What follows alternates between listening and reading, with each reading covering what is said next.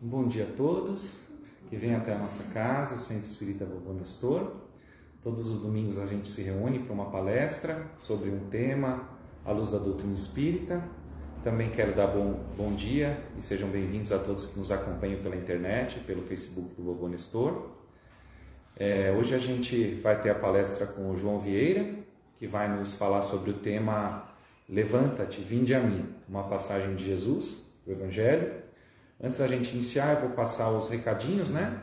Vou convidar a todos para que no dia 8 de julho, próximo sábado, venham a prestigiar a nossa festa junina, né? Festa julina que a gente vai fazer aqui na Casa da Criança Vovô Nestor. Na verdade é no campinho aqui do clube do Grêmio Parque Itália, que é bem pertinho aqui, no quarteirão ao lado, né?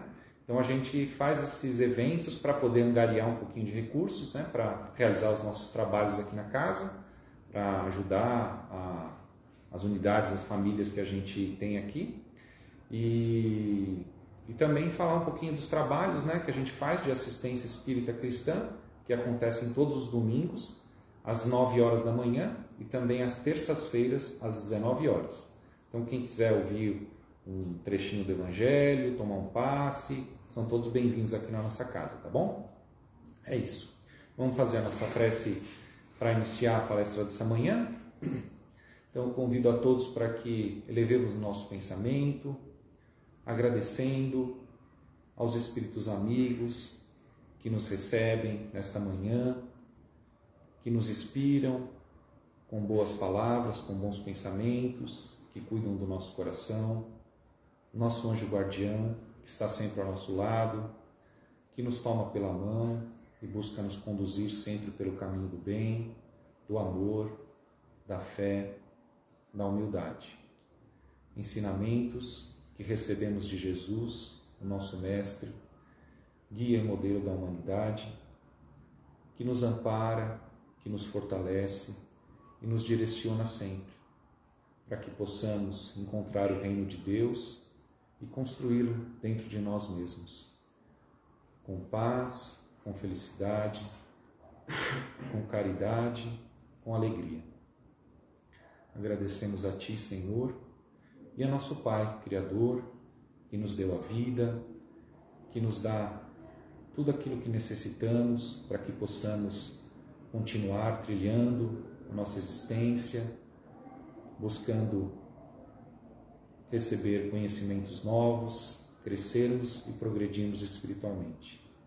Esteja conosco, Senhor, nessa manhã, abençoando-nos e inspirando-nos durante essa palestra. Obrigado, que assim seja. E agora vou convidar o João para que ele possa nos prestigiar na palestra. Obrigado, João.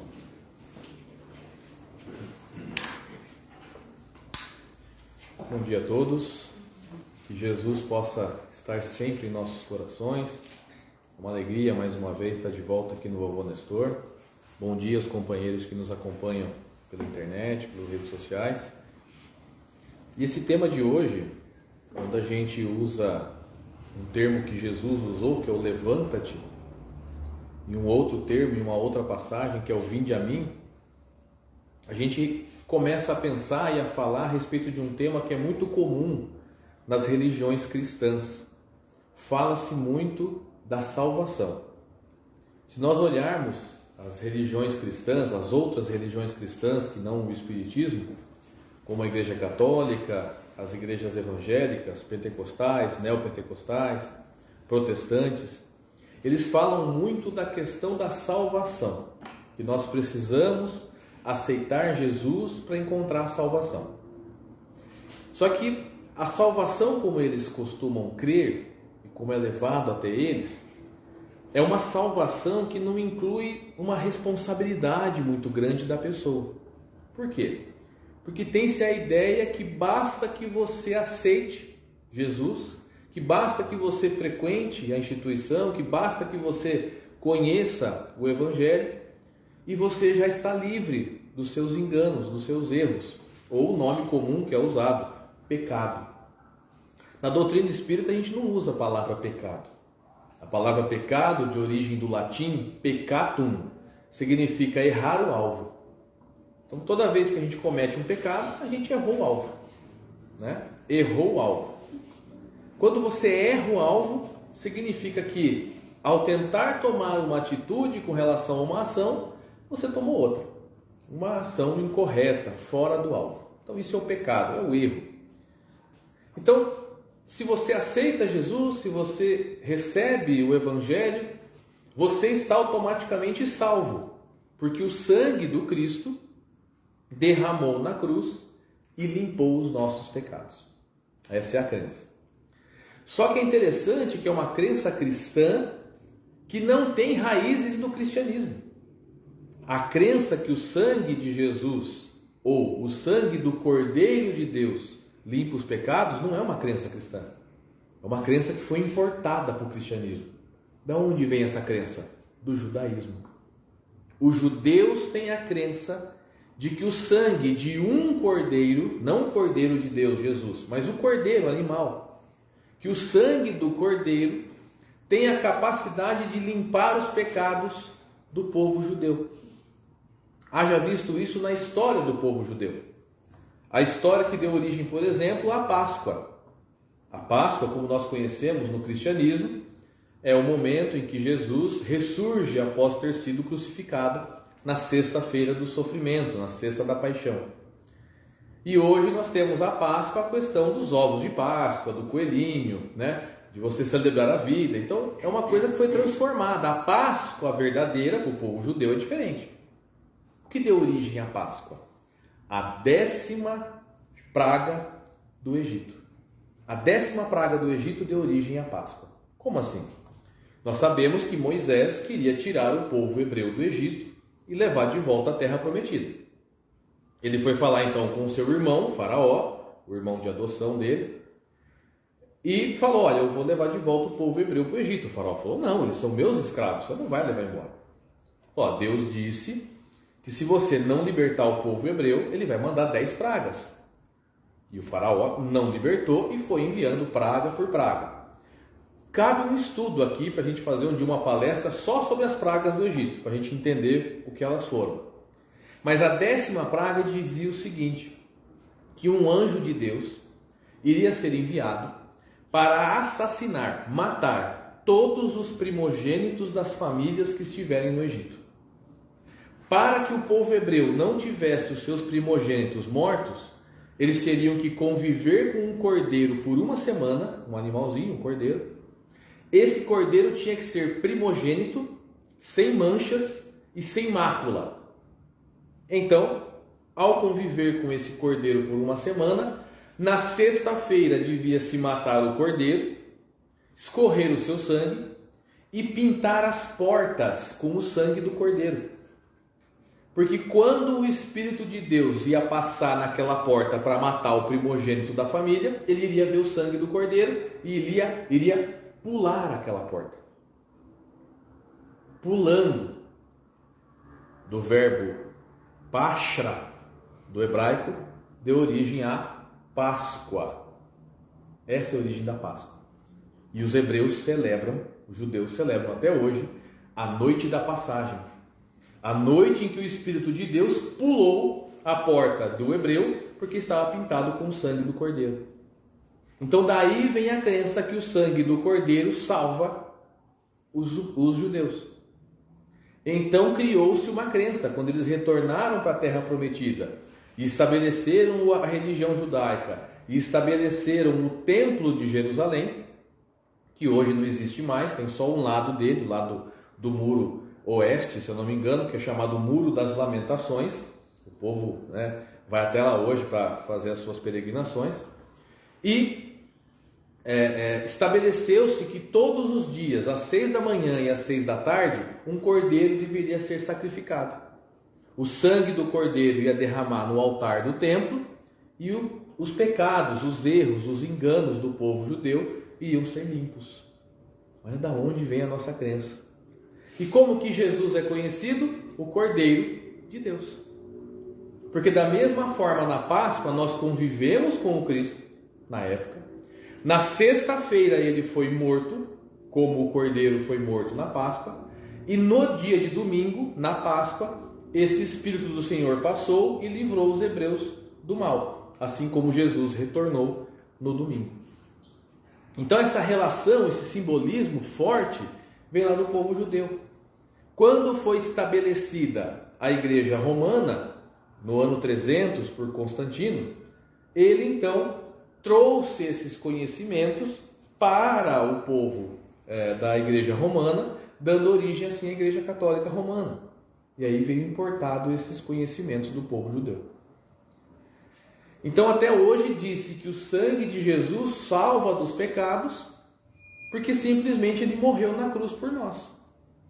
Mas aí fica fácil, né? Fica simples, quer dizer, Jesus me ama tanto que ele morreu por mim.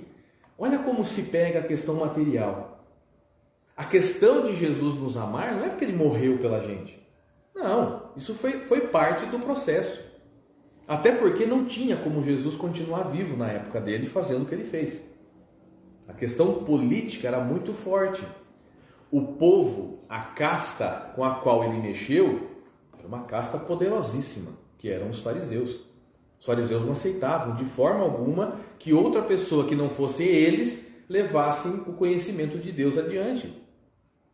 Então eles eliminaram Jesus para não ter que passar por nenhum problema social de perda de poder, perda de comando. Então não tinha como Jesus continuar vivo mesmo. Então ia acontecer de alguma forma com ele isso. Mas o que nos traz o conhecimento de que não é a morte do Cristo que nos trouxe o livramento dos nossos erros. O que nos trouxe o livramento dos nossos erros, o que nos trouxe a salvação, é o ensinamento do Cristo. É o que ele ensinou. É o que ele trouxe para a gente.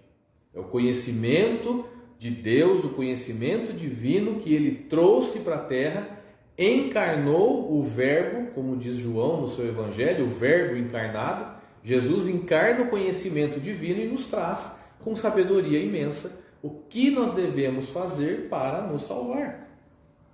Então o Evangelho de Jesus, ele fala como nos salvarmos. A vida de Jesus nos mostra os exemplos de como nos salvarmos. Como que a gente se salva? Fazendo o bem ao próximo. E é simples, Jesus deixou. É só amar os inimigos, orar por aqueles que nos perseguem e amar aqueles que nos odeiam. Fácil. Não é fácil? Fazer conhecimento, ler, entender é fácil. Legal, eu tenho que fazer isso. O duro é fazer. E é interessante porque quando você faz o processo de você, por exemplo, alguém te faz o mal. Alguém te faz um ato que você não se sente bem, você não gosta, você não gostou, você se sentiu mal. A primeira reação que nós temos, qual é? Imagina o seguinte, para a gente poder dar cores ao que eu estou falando. Imagina aquela pessoa com quem você tem um pouco de dificuldade. Imagina aquela pessoa te dando um tapa no rosto. Qual a primeira coisa que a gente tem vontade de fazer? Falar, obrigado, meu irmão, que Jesus te abençoe, obrigado pelo tapa. Não é. A vontade é de devolver o tapa. E a gente geralmente quer devolver o tapa mais forte ainda. A vingança. Porque nós fomos moldados nisso. Nós somos moldados na vingança. Tem uma passagem de Jesus, no Evangelho de Mateus, que ele diz o seguinte: ouviste o que foi dito aos antigos, olho por olho, dente por dente. Mas eu, porém, vos digo que não resistais ao mal. Se alguém lhe ferir na face direita, mostre-lhe a outra. Então a gente imagina nessa passagem que se alguém me der um tapa no rosto do lado direito, eu tenho que virar o rosto e bate de novo. Isso não é humildade, isso é humilhação. Não é isso que Jesus está pedindo. O que ele está pedindo é para que nós mostremos a outra face do sentimento que nos habita. Se alguém me dá um tapa no rosto, eu vou sentir vontade de me vingar. É normal, é razoável em nós ainda termos essa vontade de vingança. O que Jesus está pedindo é que nós possamos mostrar a outra face desse sentimento. Demonstrar o perdão. Não nos vingarmos. Não fazermos nada. Ah, mas foi ele que começou. Sim, mas se nós nos vingarmos, existe uma lei. muito profunda que o Espiritismo nos traz, que é a lei de ação e reação. Lei de causa e efeito. Tudo aquilo que nós fizermos, nós ficamos responsáveis por isso. Então, se eu me vingo do irmão, eu estou fazendo com que a lei de causa e efeito se volte contra mim. Eu estou fazendo com que a lei de causa e efeito gere para mim um débito que eu tenha que saldar depois. E quantos débitos a gente criou na nossa vida de espírito imortal? Quantas relações nós tivemos no passado que nós estamos recuperando hoje? Quantas pessoas estão em nossa vida hoje que são resultados de relações mal feitas do passado? Dificuldades que nós tivemos no passado, desencontros do passado.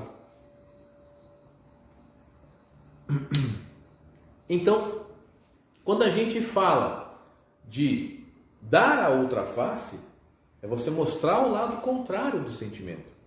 E quando Jesus diz, ouviste o que foi dito aos antigos, olho por olho, dente por dente, ele está se referindo ao Velho Testamento. Porque no Velho Testamento tem uma lei de Moisés que diz olho por olho, dente por dente. A lei não é de Moisés. Moisés importou essa lei de um imperador chamado Hammurabi. Ele era imperador da Babilônia. Que diz que se alguém for na sua casa e roubar a sua ovelha, você tem o direito de ir na casa da pessoa e roubar-lhe uma ovelha. Fala, mas que absurdo, né? Eu tenho o direito de me vingar? Mas aqui naquela época, se alguém fosse na minha casa roubar uma ovelha, eu ia na casa da pessoa, botava fogo na ovelha, na casa e na pessoa. A vingança era cruel naquela época, 5.000 anos atrás. Nós éramos cruéis. Então ele criou essa lei para limitar a vingança. Pô, você pode se vingar, mas só até aqui. Então, se alguém te roubar uma ovelha, você rouba outra. Se alguém te der uma facada, você pode dar outra. No mesmo lugar, do mesmo jeito. Não pode ter excesso. E Jesus está falando, ouvistes o que vocês aprenderam, mas eu digo para que não façam isso. Não se vinguem. Porque ao nos vingarmos, nós estamos estabelecendo a lei de causa e efeito, um débito para nós. Então a primeira parte, para que a gente consiga a salvação, é não nos vingarmos. Primeiro ponto, não vingar. Segundo ponto, compreender o motivo que a pessoa fez aquilo com você. Olha, a pessoa fez aquilo para mim porque falta para ela um conhecimento, falta para ela uma família que eu tenho, falta para ela recursos que eu tenho. Eu entendo, entendi o motivo dela. Você não perdoou ainda, mas você entendeu o motivo dela. A partir do momento que você faz isso, quais sentimentos inferiores nossos nós estamos sufocando? Orgulho, vaidade, egoísmo. Percebem que o trabalho da salvação é um trabalho que nós fazemos conosco mesmo com relação ao outro? Porque sem o outro eu não consigo vencer o orgulho. Sem o outro eu não consigo vencer o egoísmo. Como é que eu vou vencer o egoísmo se eu não estou trabalhando com ele dia a dia? Como é que eu vou vencer o orgulho se eu não tenho situações? Eu vou para uma montanha, vou ficar 10 anos orando, jejuando e vou voltar melhor. Não vai. Não vai voltar melhor, vai voltar a mesma coisa. Porque o crescimento, a salvação vem com o atrito com o outro, com o próximo, com a dificuldade com o próximo. O que as outras igrejas, templos chamam de salvação, na doutrina espírita a gente chama de reforma íntima. Reforma íntima. Não é isso que a doutrina espírita tanto fala? Reformar-se intimamente, transformar-se. Em vez de orgulho, ter humildade. Em vez de egoísmo, ter o sentimento de fraternidade. Em vez de ódio, ter o amor. Nós somos essa dualidade. Nós temos dentro de nós um amor gigante, mas ao mesmo tempo temos ódio. Temos humildade, mas ao mesmo tempo temos orgulho. Nós ainda estamos nesse processo de evolução espiritual. Diferente dos espíritos superiores, que já desenvolveram um amor numa capacidade enorme, já desenvolveram a questão da humildade, né? A questão do perdão, coisa que nós ainda estamos trabalhando. Eu costumo brincar, eu falo assim, que dá pra gente medir o quanto de ódio existe dentro da gente. Com uma tarefa simples. É só você topar com o dedinho no canto do sofá. Você vai descobrir o quanto de ódio existe em você. O ódio que você vai ficar daquele sofá, que é um objeto inanimado. Né? Nós temos isso dentro da gente ainda. Faz parte, é comum, é normal. O que não é normal é a gente tomar as atitudes da vida com base nisso. Tudo que eu vou fazer, eu faço com orgulho. Tudo que eu vou fazer, eu faço com ódio, eu faço com egoísmo. Não vai dar certo. Alguma coisa vai dar errado. Então, quando a gente entende na doutrina espírita que existe a lei de causa e efeito, ação e reação, e que eu sou responsável pelos meus atos, aí a coisa fica mais complicada, né? Porque até então eu tinha aprendido que o Cristo tinha morrido por mim e eu estou liberado. Existia até na época medieval, na igreja católica medieval, quando você ia se confessar com o padre sobre os seus pecados e o padre te dava a penitência, na saída você tinha que passar na secretaria e acertar um valor com a igreja do pecado que você tinha cometido. Você pagava. Daí veio a expressão pagar o pecado.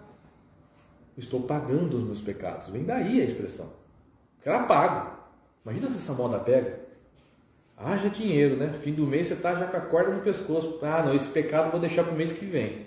Né? Dá para parcelar fazendo um cartão em 5 vezes? Imagina se isso acontece hoje em dia. Né? Então, havia essa questão do pagar o pecado. Primeiro, que era um bom negócio, né? Enchia os cofres da instituição. E também era uma forma de fazer o povo se controlar. Né? Mas tinha uma questão. Será que eu vou contar todo o pecado que eu cometi? Não, né?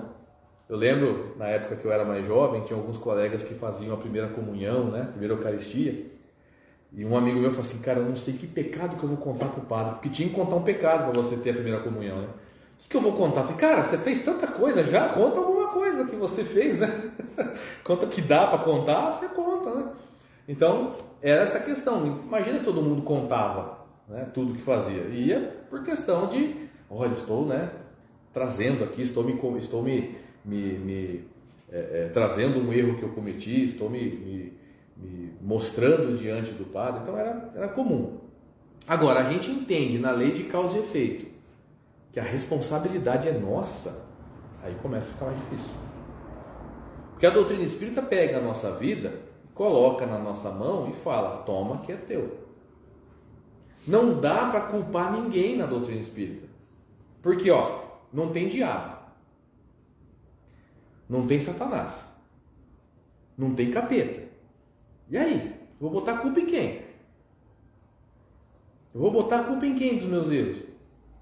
Porque a palavra diabo vem do grego, diabolos, que significa inimigo. A palavra Satanás vem do hebraico, Shatan, que significa inimigo. E ele é um símbolo do inimigo que vive dentro de nós. Quem são nossos inimigos? Orgulho, vaidade, egoísmo, inveja, raiva, descontrole. Esses são os nossos inimigos. Ele é um símbolo. O diabo é um símbolo que não existe. Não existe na Bíblia a história de um anjo que Deus se vingou porque tentou tomar o lugar dele e o colocou como castigo para tomar conta do portão do inferno. Não existe isso na Bíblia. O que existe é uma passagem no livro de Oséias, se não me engano, que diz que um príncipe tentou tomar o lugar do pai, que era um rei, e o pai o colocou para fora do principado, colocando para tomar conta das trevas. Mas a história do diabo não existe. Foi criada, foi inventada, para que o povo pudesse ter medo, para que o povo pudesse ter receio de fazer as coisas, porque ir para o inferno estava se tornando uma coisa tranquila. Agora não, agora vai para o inferno, mas vai ter um cara lá que toma conta que é horrível, que é o demônio. Foi criado.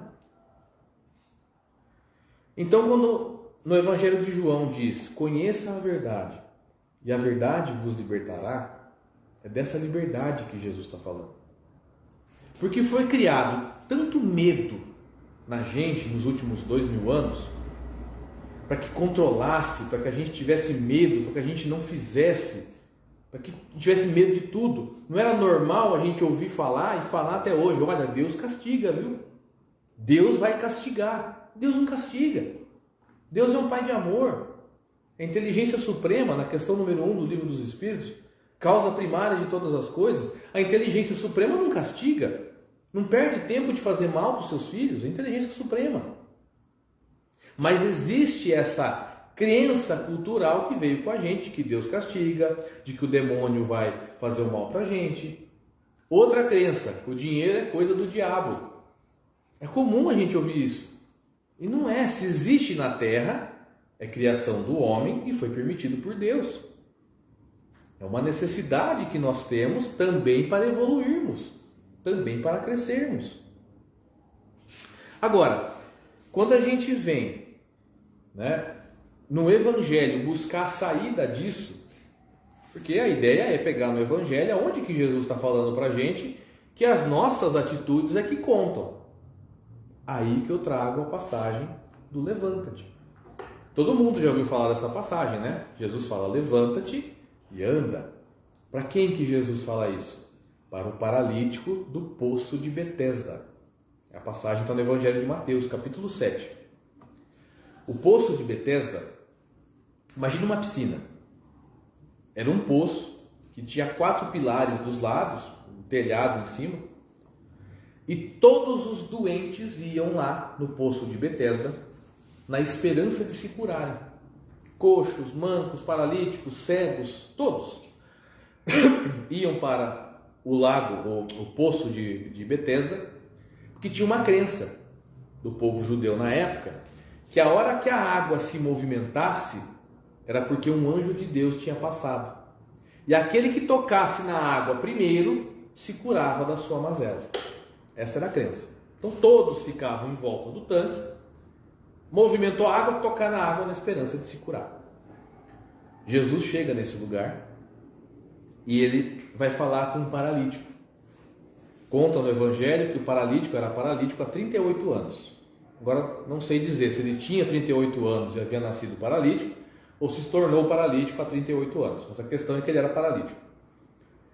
E olha o diálogo, que interessante. Jesus pergunta para ele, você quer se curar? Olha a pergunta de Jesus. Você quer se curar? O paralítico responde, quero. Porém, olha esse ponto. Porém, nenhum homem me carrega no colo para me levar até perto do poço. E mesmo que um homem me carregue no colo para levar até perto do poço, eu nunca chego a tempo de ser o primeiro para tocar na água. Eu nunca vou me curar. Essas são as nossas desculpas. São as nossas criações. São os nossos poréns que nós criamos. Vamos tomar atitude. Jesus pergunta de novo para ele. Você quer se curar? Ele fala, quero. Aí Jesus fala para ele, então levanta-te, pegue sua esteira e ande. O homem levanta-se, enrola a esteira que ele estava deitado e sai andando. O que curou o homem? Foi Jesus? Através do magnetismo do mestre, óbvio, mas a vontade dele de fazer. Jesus não falou para ele, poxa, que coitado que você é, eu vou te carregar no colo para levar até perto do poço. Não. Jesus falou para ele, poxa, que pena que você está assim. Não. Jesus deu uma ordem para ele, levanta-te. Levanta-te, faça, haja. Porque é só dessa forma, agindo, é que nós conseguimos fazer a evolução espiritual, a salvação, a reforma íntima. Porque se a gente deixar para amanhã, vem amanhã de novo, vem um amanhã de novo. É interessante porque se nós lembrarmos da passagem do Evangelho onde conta a parábola do filho pródigo, em Lucas, o filho pródigo, ele deixa o pai com a fortuna, vai embora para um outro país, gasta tudo, vem uma fome naquela região em que ele está, ele começa a passar fome, tem que arrumar emprego, o que para o judeu é uma vergonha, porque normalmente eles têm as próprias propriedades deles, ainda mais ele que era filho de um homem que tinha propriedades. Ele tem que cuidar de porcos, que é outra coisa vexatória para o judeu. Ele queria comer a comida dos porcos e nem isso lhe dava, que era mais vexatório ainda. Então ele estava no fundo do poço, com fome e passando todo esse vexame. Nesse momento ele lembra que tem um pai. Ele fala: quantos trabalhadores de meu pai têm pão em abundância e eu aqui passando fome? Farei o seguinte: levantar-me-ei. Olha o levantar de novo aí. Levantar-me-ei e irei até meu pai. E direi a ele: Pai, pequei contra ti e contra o céu. Não sou digno de ser chamado seu filho. Junto com a atitude vem a humildade. Quando ele saiu da casa do pai, ele saiu todo orgulhoso. Pediu a parte dele, foi embora, vivo sozinho, sem o pai. Entrou em derrocado, veio a humildade. Ele então decidiu levantar-se. No momento de dor, no momento que você não aguenta mais, você busca uma saída. Eu não estou falando que essa saída é só o Espiritismo. Você pode buscar uma saída ir numa igreja católica, ir numa igreja evangélica, ir num terreiro de Umbanda, ir num templo budista, mas tome atitude. Faça. Dê iniciativa. Então, uma história interessante, que um homem parou num posto de gasolina e ele foi até o centro de conveniência, ali a lojinha do posto, né? E na porta do posto, na porta da loja de conveniência, tinha um cachorro deitado, chorando. O cachorro chorava, ele achou aquilo estranho, falou: viu, por que esse cachorro chora tanto? Aí uma pessoa da loja falou assim: que ele está deitado em cima de um prego. Falei: poxa, por que ele não se levanta? Não, porque a dor é suficiente para ele chorar, mas não é suficiente para ele se levantar. Então, quantas vezes as dores são suficientes para nós chorarmos, para nós falarmos como o paralítico do poço: porém nenhum homem me leva até o poço, porém eu não consigo chegar em primeiro. Jesus perguntou: mas o que você quer? Eu quero me curar. Então levanta-te, faça. Numa outra passagem do cego de Jericó, Jesus estava passando na estrada de Jericó, chegando a Jericó, e um cego na beira da estrada percebeu a manifestação, percebeu que era Jesus que estava chegando e começou a gritar: eu quero salvação, eu quero cura, me cure, e ficou gritando. Os apóstolos ficaram de saco cheio e foram lá repreender o homem. Está no Evangelho isso, no Evangelho de João. Os apóstolos eram pessoas como nós. Esses dias conversando com um amigo, ele falou assim: poxa, acredita que aqui na casa espírita teve desavença? Um trabalhador teve desavença com o outro? Foi normal. Os apóstolos tiveram desavença. Eles brigaram entre si por causa do Evangelho. Imagina nós. Né? Então é normal a gente ter essas desavenças. E aí Jesus, ouvindo aquele barulho todo, os apóstolos ralhando com o homem cego, ele foi lá ver o que estava acontecendo. O que acontece? Aí o cego falou: eu quero enxergar, eu quero me curar. Jesus falou para ele: você quer se curar? Você quer enxergar? Quer ver? Ele falou: quero. Então veja. E o homem passa a enxergar. De novo, Jesus não tomou nenhuma atitude de tratá-lo como um pobre coitado. Ele falou: então veja. Você quer ver? Veja. Ele passou a enxergar. E Jesus fala para ele que ele foi agradecer Jesus. Ele falou: não me agradeça, porque foi a tua fé que te curou. Então existe um poder dentro de nós que nós não conhecemos, que às vezes a gente deixa de lado com os poréns da vida. Mas nós temos como conseguir nos curar das nossas mazelas. E não é a cura física somente, porque Jesus dá o exemplo da cura física, que era o necessário para aquela época. A cura espiritual, a cura de nós mesmos, para nos tornarmos melhores, para que nós possamos crescer em luz. Essa é a cura. A mesma coisa acontece no Evangelho de Mateus com a mulher hemorroíça. Essa é uma outra história maravilhosa. Vocês conhecem essa história da mulher hemorroíça? A mulher hemorroíça era o seguinte: na época de Jesus, quando a mulher estava nos dias da menstruação, ela não podia sair de casa e ter contato com ninguém. Ela tinha que ficar fechada dentro de casa enquanto não passassem as regras. essa mulher tinha o fluxo contínuo de sangue. Ela tinha uma doença que tinha um fluxo contínuo de sangue. Então ela não podia sair de casa mais. Ela não podia ter contato com ninguém. E ela fica sabendo que Jesus ia passar próximo da casa dela. Quando Jesus estava chegando, o que essa mulher faz? Ela coloca uma roupa, ela se muda um pouco, né? Coloca lenço e tudo mais, se disfarça e sai. Quando ela sai, ela vê a multidão, ela vai se arrastando no meio da multidão, porque ela queria tocar em Jesus, porque ela tinha fé que se ela tocasse em Jesus, ela ia se curar. E ela vai no meio do povo, arrastando, se arrastando. Quando ela chega perto de Jesus, ela toca no manto de Jesus. Jesus para e fala: alguém me tocou. Os discípulos falam: claro que alguém te tocou, mestre. Tem um monte de gente aqui em volta, alguém te tocou. Ele falou: não. Alguém me tocou e eu senti sair de mim uma virtude. Quando ele para e olha para trás, a mulher estava aos prantos, chorando, curada. Curada. Mais uma vez, a fé curou. Pode, obviamente, ter sido o magnetismo do mestre, claro, né? Jesus com seu magnetismo, com sua evolução espiritual, mas a confiança vem do nosso lado. A confiança vem de nós. Porque se a gente não tem confiança, e eu não estou falando crença, confiança. Confiança é fé. Então, às vezes, a gente é pego em certas ocasiões em que a confiança falta, em que a fé falta. É normal, nós temos muito de Tomé dentro de nós. Precisamos ver para crer. Precisamos ver para crer. Quando Maria de Magdala chega até a casa de Pedro, onde eles estavam reunidos, e diz: eu vi o mestre, eu vi Jesus no domingo à tarde. Tomé é o primeiro a falar: você viu mesmo? Tem certeza que era ele? Tenho certeza. Você tocou nele? Tomé pergunta para Maria. Ela falou: não toquei.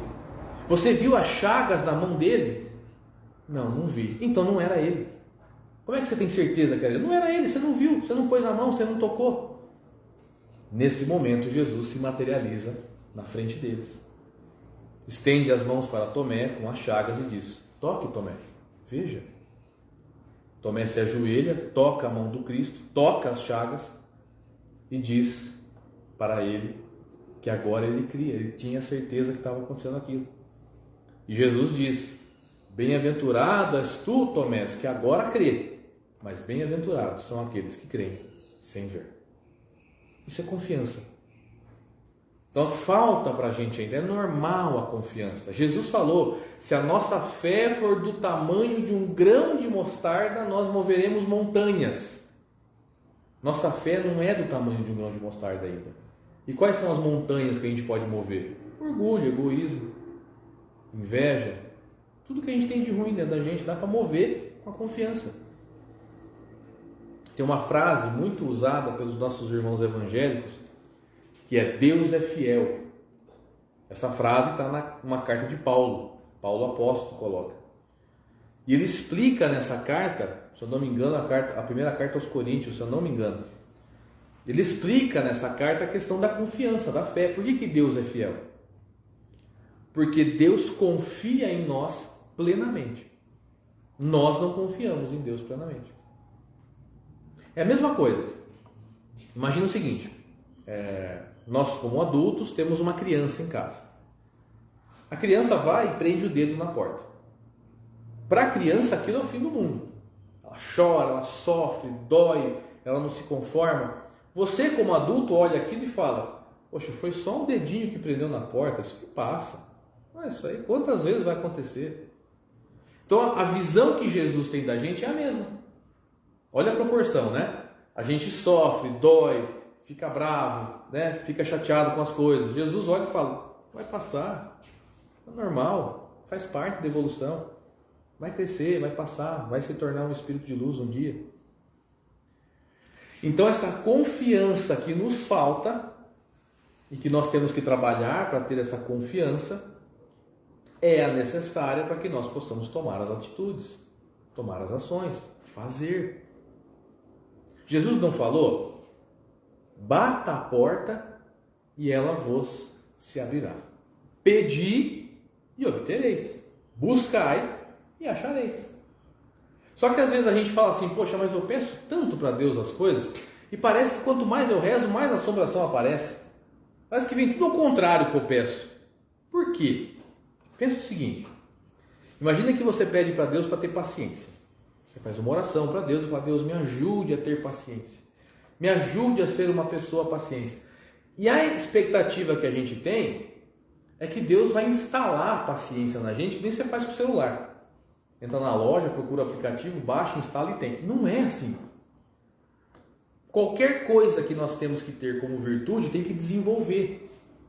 Então ele vai ajudar a gente a desenvolver a paciência. Como que ele vai ajudar a gente a desenvolver a paciência? Dando situações que exijam a nossa paciência.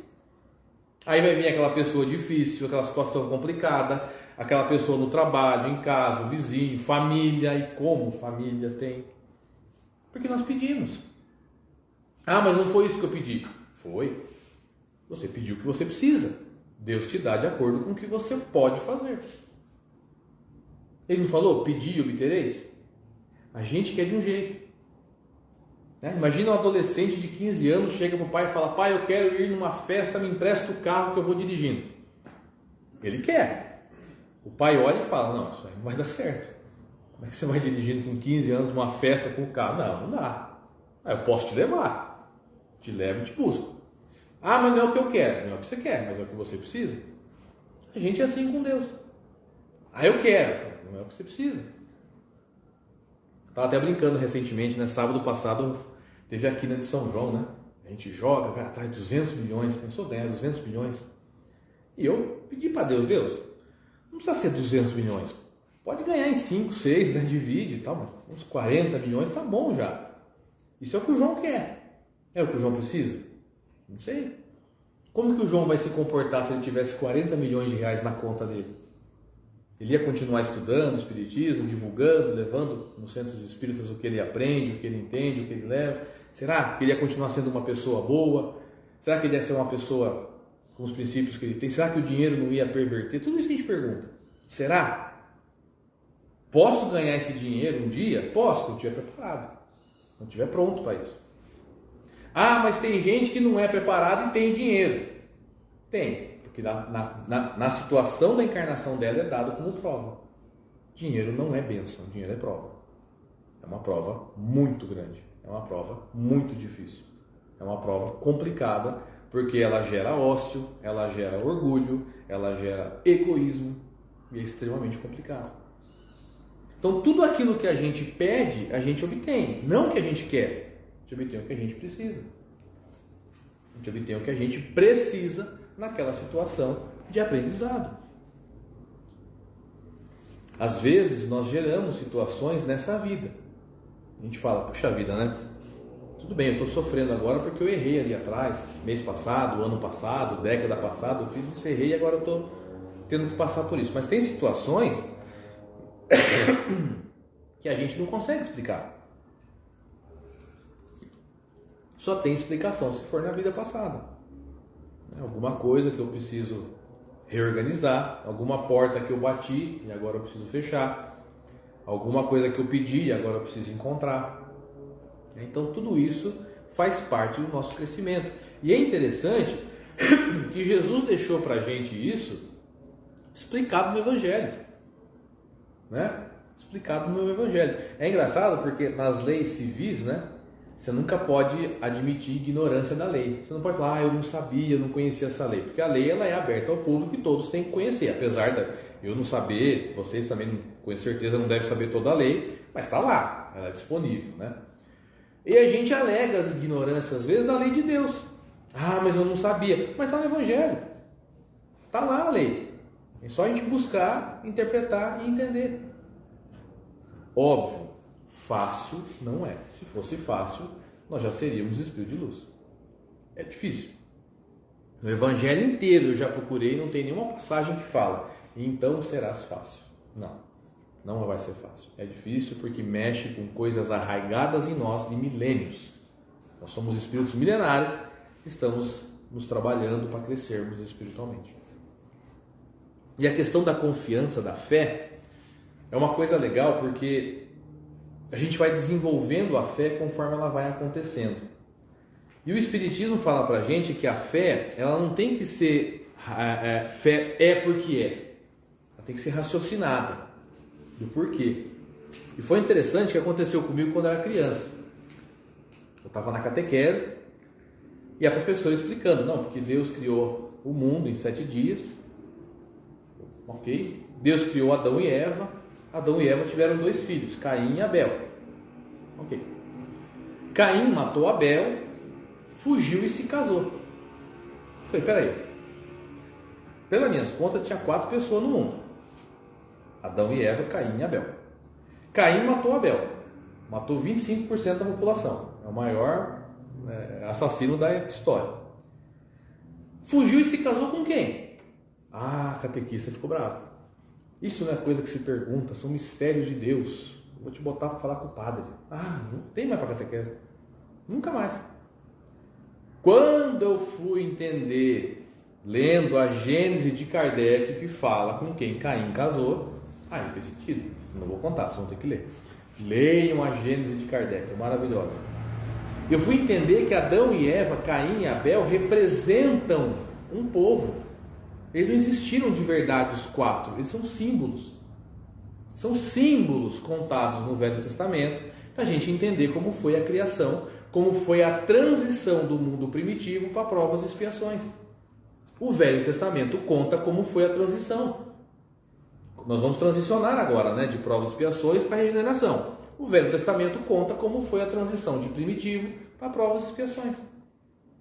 Ah, você começa a compreender, começa a te explicar o porquê. Então você deixa de crer porque te falaram ou porque todo mundo crê. Você começa a crer porque tem explicação, o motivo das coisas. E é mais fácil. Claro que a fé imposta, ela nos ajudou muito, nos trouxe até aqui. Era necessário. Só que agora nós estamos no momento de transicionar, de mudar isso. Deixar de ter a fé imposta, do é porque é, para começar a entender o porquê das coisas. E isso nos faz tão bem. Isso nos traz uma liberdade tão grande. Entender o porquê das coisas, ou o porquê que eu estou passando por essa situação. Aí, o processo de aceitação é nosso também. Porque eu posso dizer, bom, isso eu não aceito. Eu não consigo aceitar isso, eu não consigo entender isso, para mim tudo bem, não tem problema nenhum.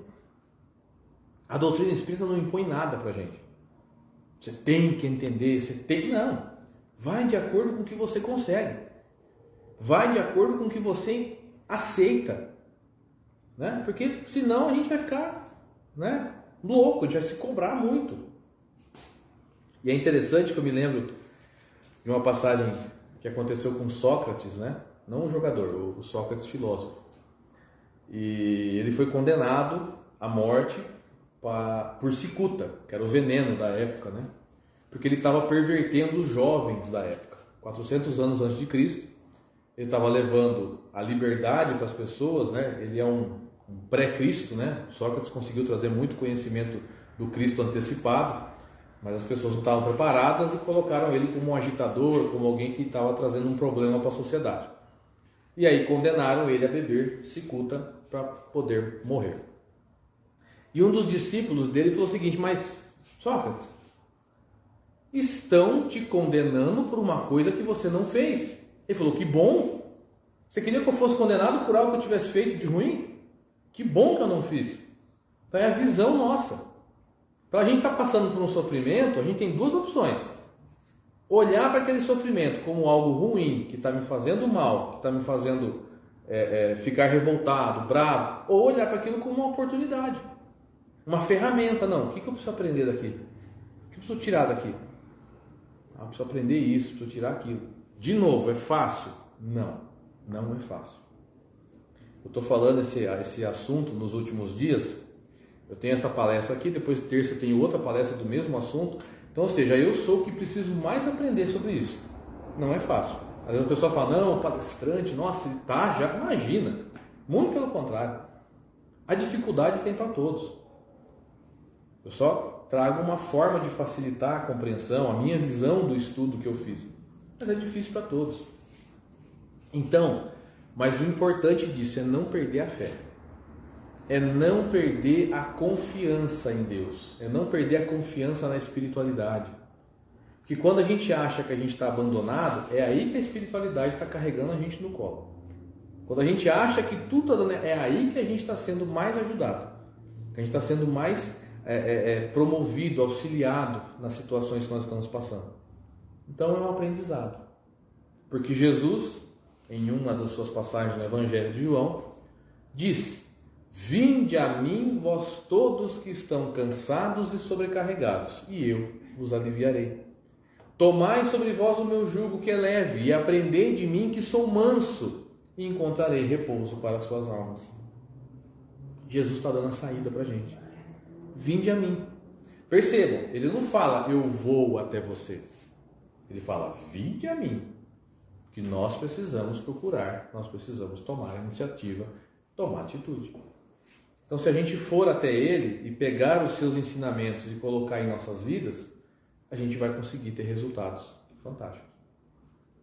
Fácil perdoar? Não é fácil perdoar. Tentemos. Se não conseguimos nessa encarnação, podemos conseguir em outra. É fácil compreender o erro do outro? Não é fácil. Tentemos. A tentativa é importante.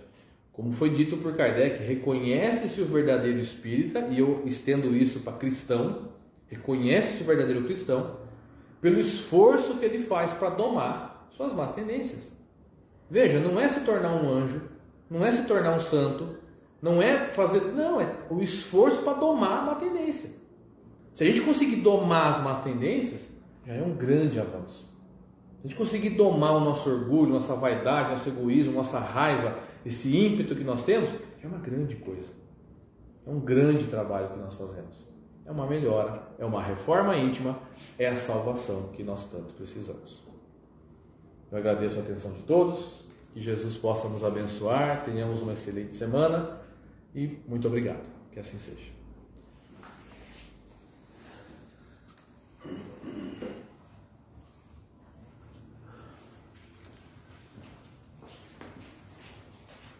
Nós agradecemos então ao João pela palestra, pelas reflexões que ele nos trouxe, né?